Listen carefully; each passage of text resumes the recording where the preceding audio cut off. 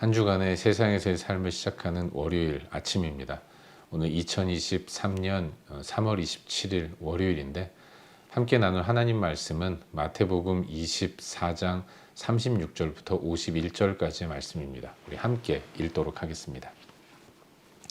마태복음 24장 36절부터 51절까지 말씀입니다. 함께 읽겠습니다. 그러나 그날과 그때는 아무도 모르나니 하늘의 천사들도 아들도 모르고 오직 아버지만 아시느니라. 노아의 때와 같이 인자의 임함도 그러하리라. 홍수 전에 노아가 방주에 들어가던 날까지 사람들이 먹고 마시고 장가들고 시집가고 있으면서 홍수가 나서 그들을 다 멸하기까지 깨닫지 못하였으니 인자의 임함도 이와 같으리라.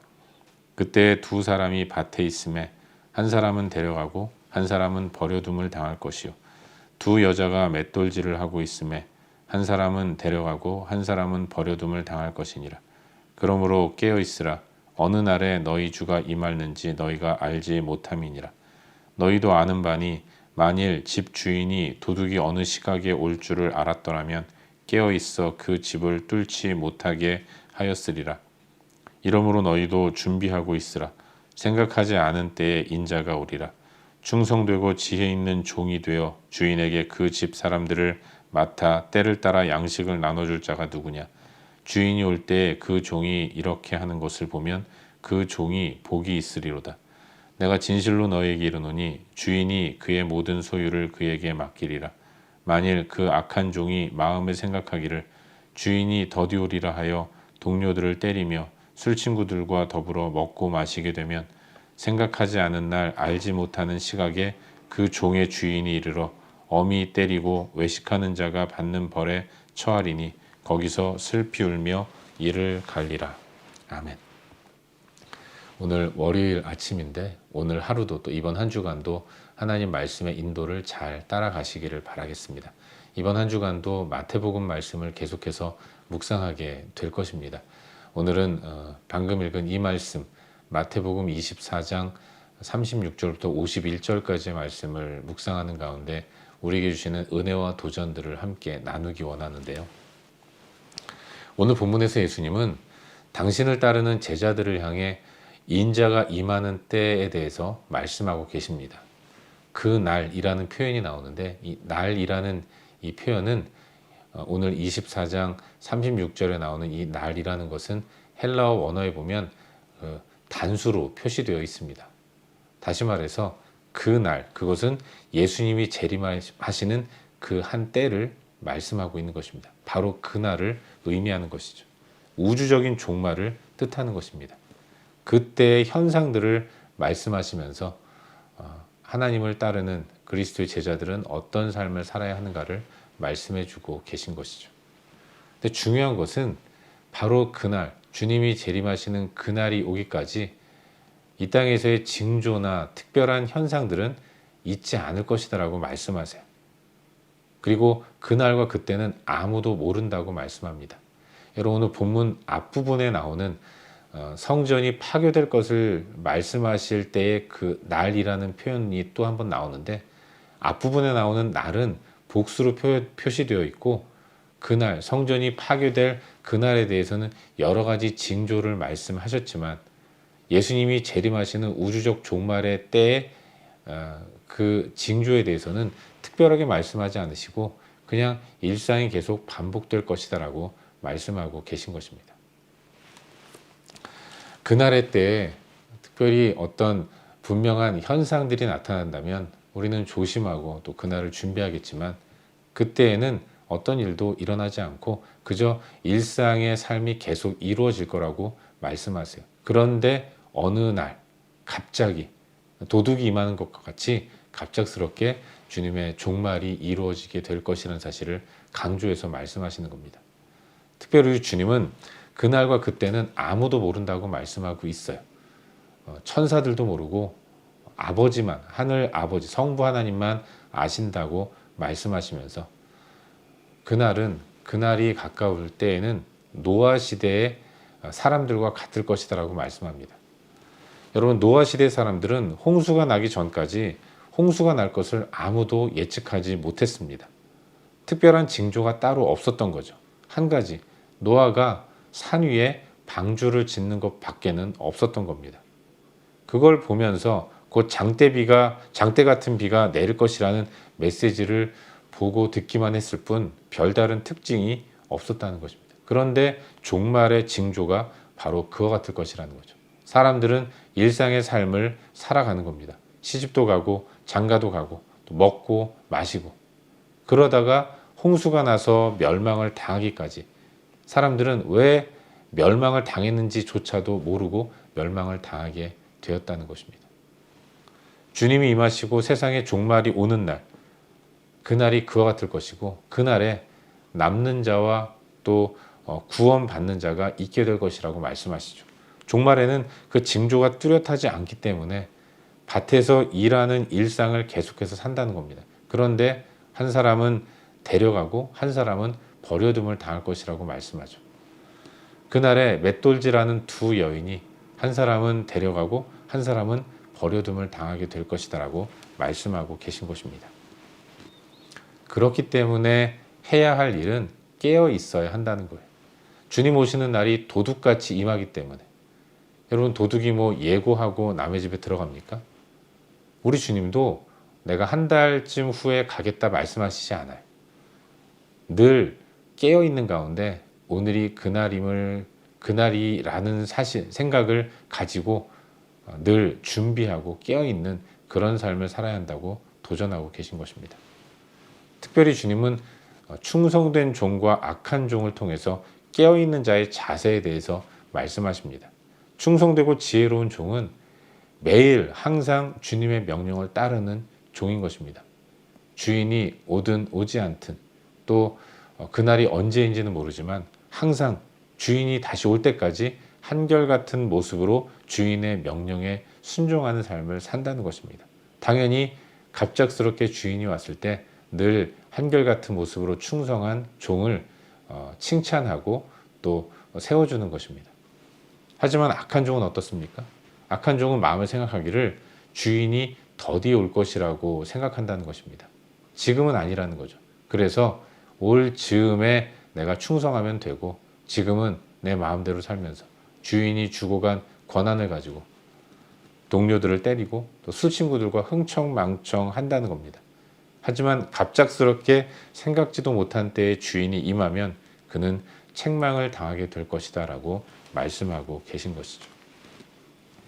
이것이 오늘 우리가 함께 묵상하고 있는 본문의 전반적인 내용입니다. 그리고 오늘 이 말씀 가운데서 오늘도 두 가지 정도를 함께 살펴보는 가운데 우리의 기도 제목으로 삼고 함께 기도하기를 원합니다. 먼저 오늘 본문 가운데서 37절부터 39절까지의 말씀을 함께 보도록 하겠습니다. 제가 읽어드리겠습니다. 37절부터 39절까지 말씀입니다. 노아의 때와 같이 인자의 임함도 그러하리라. 홍수 전에 노아가 방주에 들어가던 날까지 사람들이 먹고 마시고 장가들고 시집가고 있으면서 홍수가 나서 그들을 다 멸하기까지 깨닫지 못하였으니 인자의 임함도 이와 같으리라. 아멘. 여러분, 주님은 오늘 본문을 통해서 종말의 때에 대해서 말씀하고 계십니다. 우주적인 종말, 이 땅이 끝나는 그날에 대해서 말씀하고 계신 거예요. 근데 오늘 본문에 나오니 날이라는 것이 앞부분에 나오는 성전 파괴와는 달리 성전 파괴의 때에는 여러 가지 징조들, 고난과 고통과 시련의 일들, 박해받는 일들, 박해를 피해서 다른 동네로 도망가면 그 동네에서도 또다시 박해를 당하게 될 것이라는 사실을 예고하셨는데, 그러나 이 우주적인 종말의 때에는 어떠한 징조도 예수님은 말씀하지 않으시는 겁니다. 뚜렷한 징조가 없을 것이라고 말씀하세요. 그래서 더 두렵고 더 무서운 것입니다.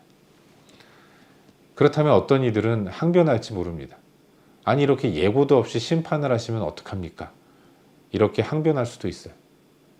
하지만 하나님은 결코 예고 없이 심판하시는 분이 아니라는 것을 우리는 반드시 기억해야 합니다. 종말의 때가 노아 시대의 홍수 때와 같다고 말씀하시는데, 노아 시대에 일어난 홍수의 심판 또한 하나님은 사람들에게 나타내시고 예고하셨다는 것을 우리는 알 수 있어요. 여러분, 멀쩡한 노아가 갑자기 산에다가 방주를 짓습니다. 노아는 성경에 보면 당대의 완전한 자다라고 말씀하고 있어요.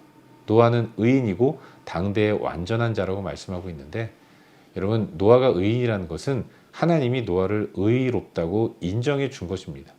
그리고 그가 당대의 완전한 자라는 것은 함께 같은 시대를 살아가는 사람들에게 인정을 받았다는 것을 의미하는 거예요. 그런 노아가, 그 멀쩡하고 또 어떤 의미에서는 훌륭하고 여러 사람들에게 영향력을 행사하는 그런 노아가, 그런데 갑자기 산에 올라가서 배 기능을 하는 방주를 짓는 겁니다. 사람들이 노아를 바라보면서 물어보지 않았겠습니까? 노아 할아버지 무슨 일 하고 계십니까? 그때 그는 장대 같은 비로 하나님 이 땅을 심판하실 것이라는 사실을 행동으로, 말로 선포하고 증거했을 거예요. 그것을 바라보면서 사람들은 회개할 수 있는, 돌이킬 수 있는, 심판을 피할 수 있는 그런 기회를 가질 수 있었을 것입니다. 하지만 그들은 여느 때와 다르지 않게 시집가고 장가가면서 일상에만 매몰되어서 하나님 없는 그런 삶을 계속해서 살아갔던 것입니다. 그래서 심판을 당한 거예요. 노아 시대에 심판받은 사람들은 핑계할 수 없었던 겁니다. 오늘 이 시대에도 주님이 언제 오실지 모르지만 주님은 항상 이 땅을 향해서 선포하고 계십니다. 선포의 도구가 바로 성경인 것이고, 성경을 믿는 우리들의 선포라는 것을 기억해야 하는 것이죠. 주님은 하나님 말씀을 이 땅 가운데 허락해 주셨고, 성경을 통해서 종말의 때를 예언하시고 선포하셨습니다. 그래서 그날에 주님의 종말의 때에 심판받는 자들, 구원받지 못하는 자들은 핑계할 수 없게 된 것입니다.